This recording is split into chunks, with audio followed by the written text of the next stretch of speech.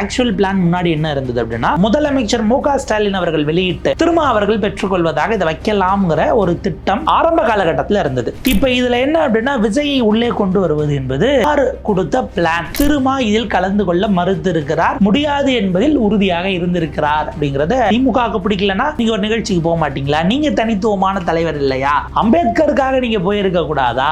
இந்த கேள்வி எல்லாம் திருமாவை நோக்கி அம்பேத்கர் தலைவர்னு சொல்லிக்கிறாங்க, ஆனா அவங்க இன்னைக்கு தலித்துகளுக்காக நிக்கிறாங்களான்னு ஒரு வார்த்தையை ஒருவேளை விஜய் வென்றாருன்னா அது திருமாவையும் சேர்த்தான் குறிக்கும். அடிப்படை சமூக நீதியை திமுக உறுதி செய்யவில்லை என்கிற ஒரு கூட்டமாகவே அது மாறிவிடுவதற்கான வாய்ப்பு இருக்கிறதா? இறை கேள்வி இருக்கிறது. உரிமை, அங்கீகாரம் அவர்களுக்கான எல்லாம் மறுக்கப்படுதுன்னு அவர் பேசினா அந்த மேடையில் யாருமே மறுத்து பேச மாட்டாங்க. விஜய் பேசக்கூடிய செய்தி, ஆதவர்ஜுனா பேசக்கூடிய செய்தி, ஆதவர்ஜுனா பேசிய பிறகு அது அன்றைக்கு விசிகாவை நெருக்கடியில் தள்ள போகிறதா? ஏன்னா ஆதவர்ஜுனா விசிகாவிலே இருந்தாலும் கூட திமுகவை இவர் சீண்டக்கூடிய வேலையை பொலிட்டிக்கலா செஞ்சிட்டு இருக்காரு. தமிழ் குரல் நேயர்களுக்கு வணக்கம். எல்லோருக்குமான தலைவர் அம்பேத்கர் அப்படிங்கிற ஒரு புத்தக வெளியீட்டு விழாவில் திருமாவளவன் கலந்து கொள்வார் அப்படின்னு சொல்லி எதிர்பார்த்த நிலை இப்போ புது செய்திகள்லாம் அது தொடர்ந்து வந்துகிட்டு இருக்கு. அது குறித்தெல்லாம் பேசுவதற்காக வளவன் நம்மோட இணைந்திருக்கிறார். வணக்கம் வளவன். வணக்கம்.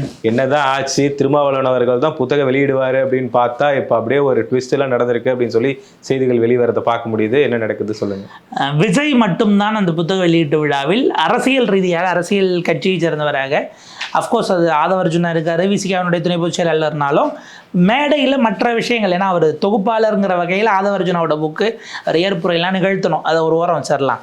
விஜய் மட்டும்தான் என்கிற இடத்தில் திமுக கார்டை கரெக்டாக ப்ளே பண்ணியிருக்கு அப்படின்னு தான் நம்ம பார்க்க வேண்டியிருக்கு. திருமா இதில் கலந்து கொள்ள மறுத்து இருக்கிறார், முடியாது என்பதில் உறுதியாக இருந்திருக்கிறார் அப்படிங்கிறத ரொம்ப பிளைனாக பார்க்க வேண்டியிருக்கு. இப்போ இதில் என்ன ஒரு பாயிண்ட் அப்படின்னா, நம்ம அதனுடைய இதை பார்த்துக்கலாம். ஆக்சுவலாக இதை பிளான் பண்ணும்போது எப்படி பண்ணாங்கன்னா, ரொம்ப பிரம்மாண்டமாக தான் பண்ணாங்க. கடந்த பார்லிமெண்ட் எலெக்ஷன் நடந்தது. ஏன்னா ஏப்ரல் 14 அம்பேத்கர் அவர்களுடைய பிறந்த நாள், டிசம்பர் 6 அவருடைய நினைவு நாள். இந்த ஏப்ரல் 14 தான் பிளான் பண்ணாங்க. நமக்கு என்னன்னா அந்த வீக்கில் தான், அதுக்கு அடுத்த வீக்கில் தான் எலெக்ஷன் ப்ராசஸ் எல்லாம் அப்படி நல்ல பீக்கில் இருந்தது. ஃபஸ்ட் ஃபேஸ்லேயே நமக்கு எலெக்ஷன் நடந்தது, டேட்ஸில் இருந்து எல்லாமே பிரச்சனையாக இருந்தது. ஸோ அதனால் அப்போ இது பண்ணலை. ஒருவேளை அப்போ நடத்தியிருந்தால் இவருக்கு அழைப்பு இருந்திருக்காது. ஏன்னா விஜய் கட்சி ஆரம்பிச்சுட்டு அவர் ஒதுங்கிட்டார். அப்பயே இது முடிஞ்சிருந்தா வேற. ஸோ அப்போ இருந்த ஈக்குவேஷன்ஸ் வேறு, இப்போ இருந்த ஈக்குவேஷன்ஸ் வேறு. ஆனால் கூட்டணிகள் அப்படியே தான் தொடருது. இன்றைக்கி வரைக்கும் திமுக கூட்டணி, இந்தியா கூட்டணி அப்படியே தான் இருக்குது. அதிமுக கூட தான் பிரேமலதா பயணிக்கிறார், எஸ்டிபி நிலை முபாரக் பயணிக்கிறார், அதுவும் அப்படியே தான் இருக்குது. பாஜக கூட்டணி அப்படியே தான் இருக்குது. விஜய் இப்போ புதுசாக வந்திருக்கார், சீமான் திடீர்னு அவர் அப்பப்போ ரஜினி சொல்லிக்கிறாருங்கிறதோடு இருக்கு இல்லையா? இப்போ இப்படி வரும்போது ஆக்சுவல் பிளான் முன்னாடி என்ன இருந்தது அப்படின்னா, முதலமைச்சர் மு.க. ஸ்டாலின் அவர்கள் வெளியிட்டு திருமா அவர்கள் பெற்றுக்கொள்வதாக இதை வைக்கலாம்ங்கிற ஒரு திட்டம் ஆரம்ப காலகட்டத்தில் இருந்தது. இப்போ இதில் என்ன அப்படின்னா, விஜயை உள்ளே கொண்டு வருவது என்பது யார் கொடுத்த பிளான் அப்படிங்கிறது ரொம்ப கவனிக்க தகுந்த ஒரு பாயிண்ட்டாக இருக்கிறது. அப்போ அந்த நேரத்தில் அது எழும்பும் பொழுது தான் திருமா பல விஷயங்களை சொன்னார். ஒரு கட்டத்துக்கு மேலே விஜயையே கண்டித்து பலவிதமான அறிக்கைகளை விட்டார். விஜய் அதிமுகவை டார்கெட் பண்ணுறாரு, அதிமுக இடத்தை பிடிக்க பார்க்குறாருன்னு பேசினதுடைய நீட்சியாக இந்த கூட்டத்திற்கு நாங்கள் வர முடியாது அப்படிங்கிற ஒரு பாயிண்ட்டை சொல்லியிருக்கிறாரு. இப்போ போயிருந்தால் ஒருவேளை இவர் வெளியிட்டு அவர் பெற்றுக்கொள்வதாக, அது ஏதோ ஒரு நம்பரில் 2 பேரும் ஒரு இடத்துக்கு போயிருந்தாங்க அப்படின்னா, அடுத்த தேர்தல் வருகிற வரைக்கும் திருமா விலக போகிறாராங்கிற ஒரு கொஷினை எல்லாரும் கேட்டிருப்பாங்க. திமுக நோக்கி தான் அது போகும். திமுக கூட்டணி உடையுதா அப்படிங்கிற கேள்வி எல்லாரும் ஃபேஸ் பண்ணணும். குறிப்பாக முதலமைச்சர் ஸ்டாலின்லேருந்து அத்தனை பேரும் ஃபேஸ் பண்ணுறதுக்கான ஒரு சூழல் வரும். இந்த இது வந்துவிடக்கூடாது என்பதற்காக திமுக காய் நகர்ந்து இதன் விளைவாக திருமா இதை புறக்கணித்திருக்கிறாரோ அப்படிங்கிற கேள்வி தவிர்க்க இயலாதது. இதுக்கு திரும்ப விமர்சனங்களையும் சந்திக்கணுங்கிறது தான் இப்போ பிரச்சனை. அப்போ திமுகவுக்கு பிடிக்கலன்னா நீங்கள் ஒரு நிகழ்ச்சிக்கு போக மாட்டீங்களா? நீங்கள் தனித்துவமான தலைவர் இல்லையா? அம்பேத்கருக்காக நீங்கள் போயிருக்க கூடாதா? இந்த கேள்வி எல்லாம் திருமாவை நோக்கி எழுவதை நம்ம தவிர்க்க இயலாது. ஸோ இந்த விகடன் தான் அதில் பப்ளிஷர்ஸில் இருக்காங்க. ஸோ அவங்களுடைய இந்த விளம்பரத்தை பார்ப்போம். விகடன் பிரசுரம் வாய்ஸ் ஆஃப் காமன்ஸ் நூல் வெளியீட்டு விழா, எல்லோருக்குமான தலைவர் அம்பேத்கர், தமிழக வெற்றி கழக தலைவர் திரு விஜய் அவர்கள் நூலை வெளியிட்டு சிறப்புரையாற்றுகிறார் அப்படிங்கிறது இருக்குது. வரவேற்புரை விகடனுடைய இயக்குனர், நிர்வாக இயக்குனர் MD சீனிவாசன் அவர்கள். அதே போல் நூல் உருவாக்க உரை, ஸோ அவர் தான் அதை தொகுத்திருக்கிறார். ஒரு 40க்கும் மேற்பட்ட கட்டுரைகள் இருக்குது, திருமாவுடையது இருக்குது. அதே போல் பார்த்திங்க அப்படின்னா இவருடையது, ரவிக்குமாருடையது இருக்குது. இவங்கெல்லாம் திரும்ப இது தொடர்பான ஒரு பேட்டியும் கூட தனியாக கொடுத்துருக்காரு, கட்டுரையாகவும் கொடுத்துருக்காரு அப்படிங்கிற மாதிரியான விஷயங்கள் இருக்குது. அப்போ அப்படியான விஷயங்கள் எல்லாம் தொகுக்கக்கூடிய வேலையை ஆதவர்ஜுனா செஞ்சுருக்காருங்கிறதுனால அவர் ஆப்வியஸாக அந்த தொகுப்பாசிரியருங்கிற முறையில் ஏற்புரையாக அவர் நல்க வேண்டிய தேவை இருக்கிறது. அதே போல் நூலை பெற்றுக்கொள்கிற இடம் அப்படிங்கிறவர் மாண்புமிகு ஓய்வு பெற்ற நீதியரசர் சந்துரு அவர்கள் அவங்க இது பண்ணுறாங்க, அவங்க அந்த நூலை பெற்றுக்கிட்டு உரையாற்றுறாங்க அப்படிங்கிறத பார்க்குறோம். ஆனந்த் டெல்டும்டே அவர்கள் இதில் கலந்து கொள்கிறார். அவர் வந்து அம்பேத்கருடைய பெயரன். அவர் அங்கே செயற்பாட்டாளராக இருக்கார், அமைப்பு ரீதியாக பல விஷயங்களை செஞ்சார். இவரை சமீபத்தில் சில ஆண்டுகளுக்கு முன்பாக கைது நடவடிக்கை அப்படிங்கிறதெல்லாம் போச்சு, அதையும் தாண்டி அவர் வெளியில் வந்தார் அப்படிங்கிறத பார்க்குறோம். ஸோ அவர் ஆனந்த் டெல்டும்டே அவர்களுடைய கட்டுரையும் அதில் இடம்பெற்றிருக்கு. அவரும் அது குறித்து அன்னைக்கு உரையாற்றுகிறார். நன்றி உரை ஆனந்த விகடனுடைய ஆசிரியர் திரு தி முருகன் அவர்கள். டிசம்பர் 6 வெள்ளிக்கிழமை அப்படிங்கிறதோட இருக்குது. நுழைவு அட்டை உள்ளவர்களுக்கு மட்டுமே அனுமதிங்கிறது தான் நம்ம டபுள் கொட்டேஷனுக்குள்ளே பார்க்க வேண்டிய ஒரு இதாக இருக்குது. நம்ம நேரம் ஃபிக்ஸ் பண்ணலை. டிசம்பர் 6 வெள்ளிக்கிழமை 2024 சரி, என்ன டைமிங்கிறது சொல்லலை. ஒன்று. ரெண்டாவது, நம்ம பாஸுங்கிறது இருக்கு இல்லையா, அது ஒரு வகையில் பார்த்தா விஜயை அஃப்கோர்ஸ் அவங்க கட்சி தலைவராக அழைத்திருந்தாலும் கூட கட்சி தலைவர்களோ தொண்டர்களோ அல்லது ரசிகர்களோ இந்த அளவில் ஆட்கள் எக்கச்சக்கமாக கூட்டம் உள்ளே வந்துட்டாங்க அப்படின்னா கண்ட்ரோல் பண்ண முடியாது. ஆர்கனைசர்ஸ்க்கே பெரும் பிரச்சனையாயிரும். இதில் என்ன ப்ராப்ளம் அப்படின்னா, வழக்கமாக ஆடியோ ரிலீஸ் ஃபங்க்ஷனுக்கெலாம் இவங்க வேறு டூப்ளிகேட் பாஸ் அடிக்கிற மாதிரி அடிச்சுட்டு போயிடக்கூடாது அப்படிங்கிறது மற்றும் ஒரு செய்தியாக இருக்கிறது. கட்சி மாநாட்டுக்கு பிறகு விஜய் கலந்து கொள்ள போகிற முதல் அஃப்கோர்ஸ் நீங்கள் அம்பேத்கர்னு பேசும்போது அவருடைய கொள்கை தலைவர்களில் ஒருவராக நீங்கள் அறிவிச்சிட்டிங்க. அப்போ உங்களுடைய அரசியல் பேச்சாக அது இருக்க போகிறது. இந்த அரசியல் பேச்சில் நீங்கள் அம்பேத்கரை வைத்துக்கொண்டு சமகாலத்தில் நீங்கள் இந்த தமிழ்நாட்டினுடைய கான்டெக்ஸ்டில் எப்படி பொருத்த போகிறீங்க அப்படிங்கிற ஒரு கேள்வி இருக்குது. இப்போ உதாரணத்துக்கு நேற்றைக்கு ஒரு செய்தி வெளியாகி இருந்தது தமிழ்நாளேட்டில். அது குற்றச்சாட்டா இல்லை அது வெரிஃபைடு டேட்டாவாங்கிறத நம்ம கிராஸ் செக் பண்ணணும். மலக்குழி மரணங்கள் அதில் இப்போ டாப்பில், அதாவது அதனுடைய எண்ணிக்கை அதிகமாவது என்பது தொடர்ந்து தமிழ்நாட்டில் அதிகரிச்சுக்கிட்டு இருக்கு, டாப்பில் இருக்குது அப்படிங்கிற ஒரு குற்றச்சாட்டை செயற்பாட்டாளர் ஒருவர் வச்சுருக்காரு. ஸோ அதை வந்து நேற்றைக்கு தமிழ்நாடு இதழில் ஃப்ரண்ட் பேஜில் ரிலீஸ் ஆகுது. அப்போ அது ஃப்ரண்ட் பேஜ் ஆகிறதுக்கு அடுத்த பேஜ் 3லேயே ரிலீஸ் ஆகுது. அந்த நியூஸும் நேற்றைக்கு வைரல் ஆகுது. இப்போ இதை நீங்கள் ரிலேட் பண்ண போகிறீங்களா? அம்பேத்கரை நீங்கள் பேசும்பொழுது நிகழ்கால பிரச்சனைகளோடு அவரை எங்கே பொருத்த வேண்டியிருக்குன்னு நீங்கள் பேசணும். அப்போ தமிழ்நாடு சென்ட்ரிக்காக தான் அது இருக்குமா அல்லது பிஜேபி சென்ட்ரிக்காகவும் நீங்கள் அடிக்க போகிறீங்களா அப்படிங்கிற கேள்வி இருக்குது. ஏன்னா பாஜக ஒரு எல்லைக்கு மேலே அம்பேத்கர் வந்து எங்கள் தலைவர் தான், அவர் தேசிய தலைவருங்கிற ரேஞ்சுக்கு அவங்க அம்பேத்கரை குறைஞ்சபட்சம், அதாவது அவங்க ராமருக்காக கோவில் கட்டணும்னு கட்சி ஆரம்பித்து யாத்திரை பண்ணிட்டு ராமர் குறித்து கிருஷ்ணன் குறித்து அம்பேத்கர் என்னெல்லாம் பேசியிருக்காருன்னு படிச்சிருந்தாங்கன்னா அவர் எங்கால்னு ஒரு நாளும் சொல்ல மாட்டாங்க. அவங்களுக்கு இதுவும் தெரியும் அதுவும் தெரியும். ஆனாலும் இவரை காவி நிறத்துக்குள்ளே கொண்டு போய் சேர்க்கறதுக்கான வேலையை தொடர்ந்து பண்ணுறாங்கன்னு வச்சுக்கோங்களேன். இங்கே உங்களுக்கு டு அன் எக்ஸ்டென்ட் எல்முருகன் அவர்கள் எல்லாம் அவருக்கான ஸ்பேஸை கொடுத்து அது கேஸ்ட் ரீதியாக சோஷியல் இன்ஜினியரிங்க்கு முயற்சி பண்ணது தாங்கிறது வேற. பட் அதை தாண்டி அம்பேத்கரை தன்மையப்படுத்துவதற்கான முயற்சிகளில் அதையும் ஒரு பார்ட்டாக தமிழ்நாடு சென்ட்ரிக்காக பார்க்கணும்.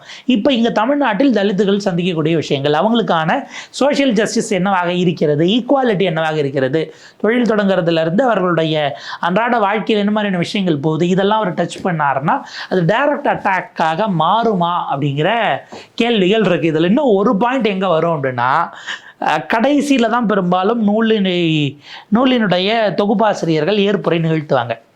இப்போ கம்ப்ளீட்டாக இறங்கி திமுகவை தமிழ்நாட்டில் தலித்துகளுக்கான ஸ்பேஸ் என்பது, இங்கே இருக்கக்கூடிய பட்டியல் சமூகத்தினருக்கான உரிமை அங்கீகாரம் அவர்களுக்கான எல்லாம் மறுக்கப்படுதுன்னு அவர் பேசினா அந்த மேடையில் யாருமே மறுத்து பேச மாட்டாங்க. ஏன்னா ஆதவர்ஜுனா விசிகாவிலே இருந்தாலும் கூட திமுகவை இவர் சீண்டக்கூடிய வேலையை பொலிட்டிக்கலாக செஞ்சிட்டு இருக்காரு. இப்போ ஒரு உதாரணத்துக்கு அந்த மேடையில் லாஸ்ட்டில் ஒரு திமுககாரர் பேசுகிறான்னு வைங்க, அவர் அதை மறுத்துருவார். அந்த கருத்துக்கள்லாம் சொன்னார், அதில் இதெல்லாம் பிரச்சனை இருக்குது, இதெல்லாம் சரி, இதெல்லாம் வந்து இப்படி இருக்குது, இது நீண்ட காலத்துடன் ஏதாவது ஒரு மறுப்பு சொல்லுவாங்க.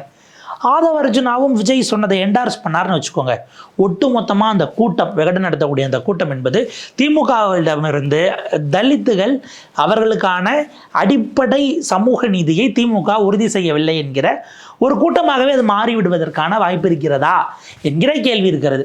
நீதியரசர் சந்துரு அவர்கள் அவருடைய அளவுகோல்ல இருந்து பேச போகிறார். கம்ப்ளீட்டாக அது ஒரு பார்ட்டி சென்டருக்கே அவர் வைக்க மாட்டார். சோஷியல் இஷ்யூவாக அவர் அதை பேச போகிறார். அவருக்கு பொலிட்டிக்கல் அஜெண்டா ஒன்றும் கிடையாது. ஸோ அவருடையது வேறவாக இருக்கும். ஆனந்த் டெல்டனுடைய அவர்களுடைய கருத்து வேறவாக இருக்கும். இப்போ இவங்க 2 பேரும் தள்ளிட்டீங்க அப்படின்னா விஜய் பேசக்கூடிய செய்தி, ஆதவர்ஜுனா பேசக்கூடிய செய்தி, ஆதவர்ஜுனா பேசிய பிறகு அது அன்றைக்கு விசிகாவை நெருக்கடியில் தள்ளப் போகிறதா? திருமா ஏன் வராமல் போனார் என்பது குறித்து விஜய் வார்த்தைகளை விட்டால் அதையாச்சும் ஆதவர்ஜுனா டிஃபெண்ட் பண்ணணும். ஏன்னா இங்கே பல பேர் அம்பேத்கர் தலைவர்னு சொல்லிக்கிறாங்க, ஆனால் அவங்க இன்னைக்கு தலித்துகளுக்காக நிற்கிறாங்களான்னு ஒரு வார்த்தையை ஒரு வேளை விஜய் விடுறாருன்னா, இதெல்லாம் ஹைப்போதெட்டிக்கல் தான், விடுறாருன்னு வச்சுக்கோங்க, அது திருமாவையும் சேர்த்து தான் குறிக்கும். அவங்க இங்கே ஒன்றுனா நிற்கிறாங்களா, ஒரே குடையின் கீழே வராங்களா அப்படின்னா நீங்கள் விசிகாரங்க அது பிஎஸ்பியை சொன்னாங்கன்னு சொல்லிட முடியாது. டாக்டர் கிருஷ்ணசாமி சொல்லிட்டாங்க, அல்லது அவர் ஜான் பண்ணின்னு சொல்லிட்டாங்க, அல்லது பூவை ஜெகன்மூர்த்தி சொல்லிட்டாங்க. வருவாங்க. இன்னொரு விஷயம் இந்த பாயிண்ட் இருக்கு. இல்லை, திரும்ப அழைக்கப்பட்டு அவர் மறுத்துட்டார் கொடுத்ததை. அதாவது இந்த கூட்டத்துக்கு வராத சொல்ல மாட்டாங்க. தலித்துகளுக்கு ஒரு பிரச்சனைனா அதுக்கு களத்துக்கு வராங்களான்னு ஒரு கேள்வி கேட்குறாருன்னு வைங்க. ஆதவர்ஜுனா விசிகா காரணம் எங்கள் தலைவர் இந்த போராட்டம்லாம் நடத்தினாருன்னு லாஸ்ட்டில் மறுத்து பேசணும். மறுத்து பேசாமல் விட்டால் இதை ஏற்றுக்கிட்டதா அர்த்தமாயிரும். விஜய் சொன்னதை நான் முன்மொழிகிறேன், என் கருத்தும் அதுதான் அப்படின்னா அப்போ இவர் கட்சியிலே அடுத்த கட்டத்துக்கு நகர போகிறாரா இல்லையா என்பது அவருடைய அடுத்த அரசியல் பயணம் எப்படி இருக்க போகுது என்பது. ஏன்னா இந்த மாதிரியான ஒரு கூட்டத்துக்கு போய் அமைச்சர் பதவியை இழந்து கட்சியிலேயே டம்மியாக்கப்பட்டவர்கள் என்கிற கதையெல்லாம் கடந்த காலத்தில் நிகழ்ந்திருக்கிறது. ரஜினிகாந்த் ஜெயலலிதா அவர்கள் ஆட்சியில் இருக்கும் பொழுது ஆரம் வீரப்பனை மேடையில் வச்சுக்கிட்டு அவர் தான் படத்தினுடைய தயாரிப்பாளர். அது ஒரு படத்தினுடைய 100வது நாள் விழான்னு நினைக்கிறேன். அதில் பேசுகிறார், தமிழ்நாட்டில் சட்ட வெடிகுண்டு கலாச்சாரம் பெருகிடுச்சுன்னு பேசினார். இங்கே சட்ட ஒழுங்கு இப்படியே போச்சுன்னா ஆண்டவனால் கூட காப்பாற்ற முடியாதுன்னு பேசினார். அமைச்சர் அதை மறுத்து பேசாமல் வந்துட்டார்னு ஒரு அமைச்சர் பதவி இப்படின்ட்டு அந்த அம்மா காலி பண்ணி விட்டாங்க. இப்போ விசிகால ஆதவர்ஜுனாவோட பொசிஷன் என்னவாக இருக்கிறது, அது என்னவாக தொடரப்போகிறது, இதெல்லாம் நமக்கு இந்த கூட்டத்துக்கு பிறகு தான் தெரிய வரும் அப்படின்னு பார்க்க வேண்டியிருக்கு. திரும்ப அவர்கள் இப்போதைக்கு விஜயை தள்ளி வைத்திருக்கிறார். விஜயோட சேர்ந்து நாங்கள் டிராவல் பண்ண போகிறதில்ல, அட்லீஸ்ட் 2026 எலெக்ஷன் வரைக்குமா என்பதை அடுத்தடுத்து என்னென்ன மாதிரியான பொலிட்டிக்கல் டெவலப்மெண்ட்ஸ் வருதுன்னு பார்த்தா சொல்ல முடியும். ஏன்னா அது எங்கே பிரச்சனை வரும் அப்படின்னா, இந்த புத்தக வெளியீட்டு விழாவில் யார் வெளியிடுற ஒரு பெரியவரா வாங்கிக்கிற ஒரு பெரியவராங்கிறது ப்ராப்ளம் இல்லை. நீங்கள் நாளைக்கு போவீங்க அப்படின்னா நீங்கள் இத்தனை ஆண்டுகளாக நீங்கள் அரசியல் ரீதியாக களத்தில் இருந்து விட்டு இன்னைக்கு கட்சி ஆரம்பித்து வர்றவருக்கு நம்பர் 2வாக நீங்கள் கூட போவீங்களாங்கிற ஒரு கேள்வி இருக்குது இல்லையா? ஆக்சுவலாக கடந்த காலத்தில் இந்த கேள்வி மக்கள் நல கூட்டணியில் எழுந்தது. விஜயகாந்த் முதலமைச்சர் முகமாக வைத்து வைகோ கூட போவதா? திமுகவை உடைத்து கொண்டு வெளியே வந்த காலத்தில் இவ்வளவு பலம் புரிந்தவராக அவர் இருந்தார். அவர் கட்சி ஆரம்பித்து எத்தனை வருஷம் கழித்து விஜயகாந்த் ஆரம்பித்தார். அவரை முதலமைச்சராக சொல்லிட்டு இவர் போவதாங்கிற டைலமா அன்னைக்கு இருந்தது. அரசியல் ரீதியாக கட்சி அமைப்புறதில் பார்த்தா உங்களுக்கு விஜயகாந்த் அவர்கள் திருமாவுக்கும் ஜூனியர் தான். அவர் அதுக்கு முன்னாடி இளைஞர்களை சங்கமாக அவங்களுடைய தொண்டர்படையை வச்சுருந்தாலும், ரசிகர்களை கட்டமைச்சிருந்தாலும், மக்கள் மன்றமா ரசிகர் மன்றமா அரசியல் ரீதியாக தலித் பேந்தர்ஸ்னு பார்த்தா திரும்ப அவருக்கும் இன்னும் முன்னாடி போயிடுவார். தலித் பேந்தர்ஸ் விசிகேவா மாறினதை நீங்கள் எடுத்துக்கிட்டாலும் சீனியர் தாங்கிற பாயிண்ட் வரும். அது அப்போவே எழுந்தது. நீங்கள் திரும்ப திரும்ப திரும்ப திரும்ப உங்களுக்கு சபார்டினேட்டாக போகணுமா? இவ்வளோ நாள் இருந்தீங்க, ஆட்சி பொறுப்பில் இருந்த 50 ஆண்டு கட்சியான அதிமுகவோ 75 ஆண்டு கட்சியான திமுகவோட இருந்தப்போ அது வேறு, அந்த ஈக்குவேஷன் வேறு. அட்லீஸ்ட் ஒரு காங்கிரஸ்னாலும் அது 150 வருஷ கட்சி நீங்கள் சொல்லிக்கலாம், 145 வருஷ கட்சி அப்படின்னு நீங்கள் பேசிக்கலாம். இங்கே அந்த கேள்வி திரும்பவும் விசிகா தொண்டர்களுக்குள்ள அது என்னவாக எழும் அப்படிங்கிற ஒரு பாயிண்ட் இருக்குது. ஸோ இது ரொம்ப ரொம்ப ரொம்ப சுவாரஸ்யமான ஒரு டெவலப்மெண்ட்.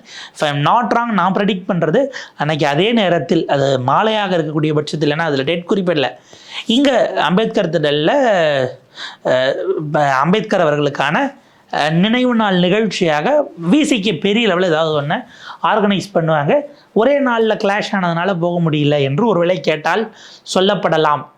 இதை வேறு மாதிரி கொஞ்சம் டைவெர்ட் பண்ணி இன்னும் நுணுக்கமாக திரும்ப கேம் ஆடணும் அப்படின்னா, ரொம்ப கான்ஷியஸாக ஒரு ப்ளே பண்ணணும் அப்படின்னா, இந்தியா கூட்டணியினுடைய எல்லா கட்சி தலைவர்களையும் கட்சியிலேருந்து ஒவ்வொரு ஆளாக நீங்கள் அனுப்புங்க. நம்ம கூட்டணியாக இணைந்து நம்ம அம்பேத்கருடைய நினைவு நாளில் சனாதன எதிர்ப்போ அல்லது பாஜக எதிர்ப்போ பாசிச எதிர்ப்போ இல்லை அம்பேத்கரை நினைவு கூர்ந்து ஒரு கருத்தரங்கமாக நீங்கள் போட்டுட்டீங்க அப்படின்னா அது வேறு மாதிரியான கேமாக மாறும். அது எதுவுமே இல்லாமல் வெறும் விசிகாவினுடைய நிகழ்ச்சியாக மட்டும் இருக்க போகிறது என்று சொன்னால் அதனுடைய டைமென்ஷன் வேறாக இருக்கும். இப்போ திரும்ப அவர்கள் என்ன பண்ணாலும் சரி, அவர் போனாலும் ஏன் போனார்னு கேட்டு திமுக கூட்டணி உடைக்க போகிறாருன்னு பேசுவாங்க. இப்போ போகாததுனால அவர் வந்து ரொம்ப வீக் ஆகிட்டார், திமுக சொல்கிறது தான் கேட்குற இடத்துக்கு வந்துட்டாருங்கிற இடத்துக்கு அவரை கொண்டு வந்து இன்றைய அரசியல் நகர்வு நிறுத்தியிருக்கு. அதுதான் இப்போ விஜய் அவர்கள் மேடையில் பேசும்பொழுதும் சரி, அறிக்கைகள் வெளியிடும் போதும் சரி, ஆதவ அர்ஜுனா வந்து அங்கங்கே மேடையில் பேசும்பொழுதும் சரி, அவர் ஏதாவது அறிக்கைகள் வெளியிட்டாலும் சரி, இன்டர்வியூஸில் பேசினாலும் சரி, இந்த மாதிரி கூட்டணிக்குள்ளே ஏதோ ஒரு சர்ச்சை தான் வரப்போகுது அப்படிங்கிறது திருமாவளவன் அவர்களை டைரெக்டாக அஃபெக்ட் பண்ணுது. அப்படிங்கிறதுனால அவருமே ப்ரெஸ்ஸை வந்து பார்த்து அதை கிளியர் பண்ணுற விஷயத்தில் ரொம்ப உடனே டெய்லி வந்து ஒரு அறிக்கையெல்லாம் விட்டுருந்தாருங்கிறதெல்லாம் நம்மளால் பார்க்க முடிஞ்சுது. ஆனால் இதில் ஒரு பாயிண்ட் நம்ம கவனிக்கணும், உங்களுக்கு இவ்வளவு பிரச்சனைகள் ஆதவ சொன்னா பேசினா வருது இல்லை, கொஞ்ச நாள் பேசாதீங்கன்னு உங்களால் அவர் நிறுத்த முடியலல்ல. அப்போ திரும்ப இன்டென்ஷனலாக இதையும் பேசுவோம், ஒரு பக்கம் இந்த வாய்ஸ் வரட்டும், ஒரு பக்கம் வேறு வாய்ஸ் வரட்டும், நம்ம லாஸ்ட்டில் முடிவை கடைசி கம்பத்தில் எடுத்துக்கலான்னு அவரே அலோவ் பண்ணுறாரோ அல்லது அவருடைய கருத்து பல நேரங்களில் ஆதவ அர்ஜுனாவோட ஒத்து போகிறது, அதனால் கூட்டணி தர்மம் என்கிற இடத்தில் நிற்கிறாரோங்கிற கேள்வி வருது. இப்போ மற்ற துணை பொதுச் செயலாளர்கள்லாம் ஒரு மாதிரி பேசுவாங்க, சங்கத்தமிழன் அவருடைய வாய்ஸ் வேறவாக இருக்கும்.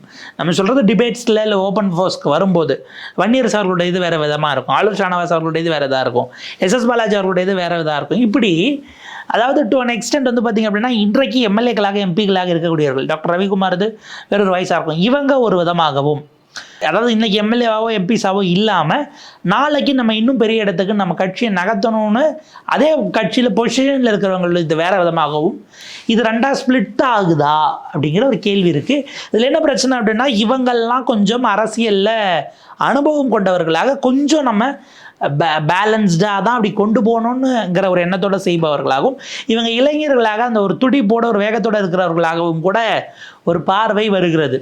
இந்த டிவைட் என்பது இன்னும் டீப்பாக போகாமல் திரும்ப எப்படி ஹேண்டில் பண்ண போகிறார், அந்த ஈவெண்ட்டுக்கு போகலாம் என்னை அதை விட பெருசாக நான் இங்கே நடத்தினா அது வேறு விதமாக இருக்கும்.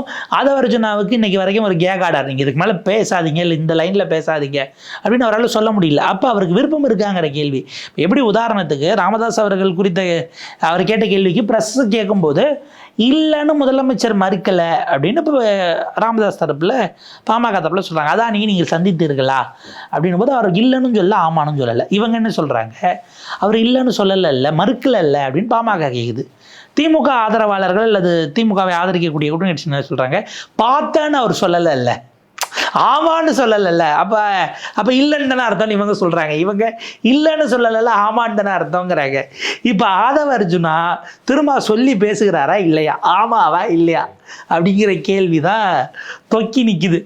விசிகா இப்போதைக்கு காட்டியிருக்கக்கூடிய சமயம், அதாவது உள்ளுக்குள்ள அதிருப்திகள் இருந்தாலும் அது இங்கொன்றும் அங்கொன்றுமாக இஷ்யூ பேசிஸில் இருந்தாலும் கூட அதை பெரிதுபடுத்துவதற்கான வாய்ப்பை விசிகா அலோவ் பண்ணலையோ அப்படிங்கிற ஒரு பாயிண்ட் இப்போதைக்கு தெரியுது. அது இன்னும் நாட்கள் இருக்குது. விஜய் அதில் என்ன பேச போகிறாரு, சீமான் பேசுறதுக்கெல்லாம் இன்றைக்கி வரைக்கும் சீமான் இவ்வளோ ஆண்டுகளாக ஆட்சி செய்து விட்டார். அவர் கலைஞர் இருக்கும்போதே அரசியலுக்கு வந்தவர். 2016 எலெக்ஷன்லாம் உயிரோடு இருக்கும்போது தான், கலைஞர் அவர்கள் இருக்கும்போது தான் ஃபேஸ் பண்ணார், ஜெயலலிதா அவர்கள் இருக்கும்போது தான் ஃபேஸ் பண்ணார். அவர் பேசினதுக்கெல்லாம் பெரிய அளவுக்கு திமுக ரியாக்ட் பண்ணியிருக்காது, பதில் சொல்லியிருக்க மாட்டாங்க. அந்த மாதிரி விஜயை நீங்கள் நெக்லெக்ட் பண்ண போகிறீங்களா, நாங்கள் பதில் சொல்ல வேண்டிய அளவுக்குலாம் அவர் ஒருத்தரில் புதுசாக கட்சி ஆரம்பிச்சிருக்காரு பேஸ்ட்டு போட்டுன்னு விட்டிங்கன்னா ஒரு வகையில் அது வந்து அவங்கள கண்டுக்காமல் விடுறதுங்கிறது ஒரு வளர்ச்சியை கொடுக்காது. எல்லா மூத்த அமைச்சர்களும் பாஞ்சு பதில் சொல்லி வேகமாக கொடுத்தீங்க அப்படின்னா ஓஹோ, அப்போ திமுக எதிர்ப்பு வாக்குகள் விஜயை நோக்கி நகர்வதற்கு இவங்க வழி செஞ்சுக்க போகிறாங்களா அப்படிங்கிறதெல்லாம் டிசம்பர் 6ஆம் தேதி என்ன பேசுகிறாங்கிறத டீகோட் பண்ண பிறகு இங்கே எதிர்வினை எப்படி இருக்குன்னு பார்த்து நம்ம தெரிஞ்சுக்கலாம். இப்போ தமிழக வெற்றி கழகத்தின் தலைவராக இருக்கக்கூடிய விஜய், பிசிகாவில் ஒரு முக்கிய நபராக இருக்கக்கூடிய ஆதவ அர்ஜுனா, இவங்க 2 பேரும் அந்த புத்தக வெளியீட்டு விழாவில் என்ன பேச போகிறாங்கங்கிறது வந்து அவங்க என்ன தான் பாலிடிக்ஸில் ஜூனியர்ஸாக இருந்தாலும் அது ஆல்ரெடி வந்து சீனியராக இருக்கக்கூடிய திருமாவளவன் அவர்களை நெருக்கடியில் தள்ளியிருக்கு அப்படிங்கிறது தான் கடந்த கால செய்திகளில் இருந்து நம்மளால் பார்க்க முடியுது. இப்போ இந்த நிகழ்வுக்கு அப்புறம் என்னெல்லாம் நடக்க போகுதுங்கிறத நம்ம பொறுத்து வந்து பார்ப்போம். நேரத்துக்கு மிக்க நன்றி.